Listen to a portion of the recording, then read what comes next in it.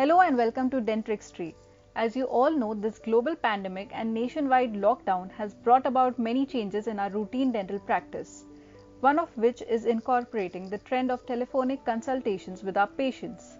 With simple tools like smartphones and laptops, it makes it possible to screen the most vulnerable dental patient safely in their homes, thereby eliminating the risk of infection. This is a short and concise presentation which highlights the different complaints we dentists are receiving from our patients and practical solutions to manage them. So here we go. First and foremost, according to me, it is very important for us to inform our patients to maintain good oral hygiene to avoid any major dental problems. The same age-old mantra is to be followed, that is, brushing twice daily with a fluoridated toothpaste. Use of dental floss and mouthwash should be stressed on for added protection.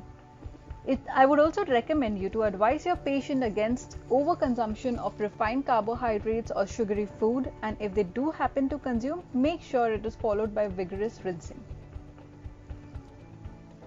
Now, coming to the very common dental issue that most patients have been calling for, that is toothache, which could be mild, moderate or severe.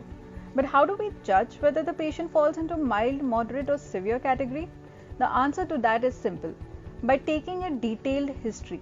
It is essential on our part to ask the patient about the type, onset, duration, location of the pain.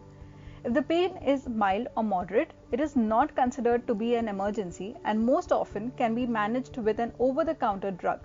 So in this case, you can prescribe your patient an analgesic like paracetamol 500 mg 3 times a day or 650 mg twice a day. Along with that, do stress on maintaining proper oral hygiene. Moving on, we have severe dental pain. Like previously discussed, a detailed history is mandatory.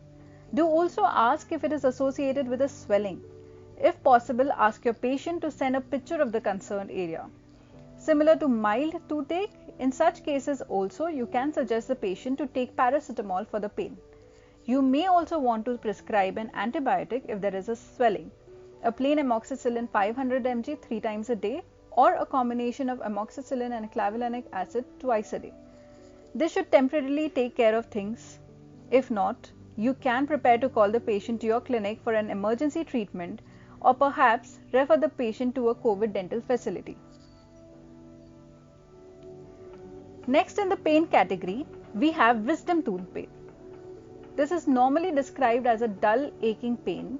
However, it can be severe and associated with swelling or limited mouth opening. Pericoronitis could be one of the reasons for the pain, which is basically the inflammation of soft tissues surrounding the partially erupted tooth. It happens when your wisdom tooth is partially erupted, and as you can see in the picture, this flap over the tooth creates a pocket for accumulation of food or debris, and then it gets infected or inflamed. In this case also, you can stick to the same analgesic, that is paracetamol. In my opinion, paracetamol is preferred because it is a drug which is easily available or most people already have at their homes. But you can definitely go ahead and prescribe a stronger analgesic if you feel the need for it. Antibiotic if the patient gives a history of swelling, pus discharge and limited mouth opening. Vigorous warm salt water gargles 3 to 4 times a day should also be suggested to the patient. Another issue that people have been calling me up is for bleeding and inflamed gums, which is usually associated with gingivitis or periodontitis. Here again, we stress upon our basic oral hygiene instructions. In addition to that, you can suggest the patient to use toothpaste specific for bleeding gums available in different brands, and also gum astringents. Instruct your patient to massage with the astringent at least 3 to 4 times a day. Reassess in a week's time. And if required, you can prescribe an anti-inflammatory which contains serratiopeptidase. And use this opportunity to remind the patient of importance of routine dental checkup and the fact that they would need dental scaling to improve their oral health. Next, we have oral ulcers, which generally heal on their own but can be quite painful and therefore interferes with eating and drinking. You can suggest an over-the-counter anesthetic and analgesic gel like Mucopain, Dologel, Oragel, etc. which will provide symptomatic relief for the patient. Advise the patient to apply the gel 3 to 4 times a day, especially when they're eating. Use of mouthwash can also help soothe the area. Anything spicy or acidic should be avoided. If multiple ulcers are present, you can prescribe vitamin B complex tablets also, as that will help in quicker recovery. Thank you for listening, and I hope you found this video helpful. These are some of the complaints that I received in the past 2 months and my approach to manage them.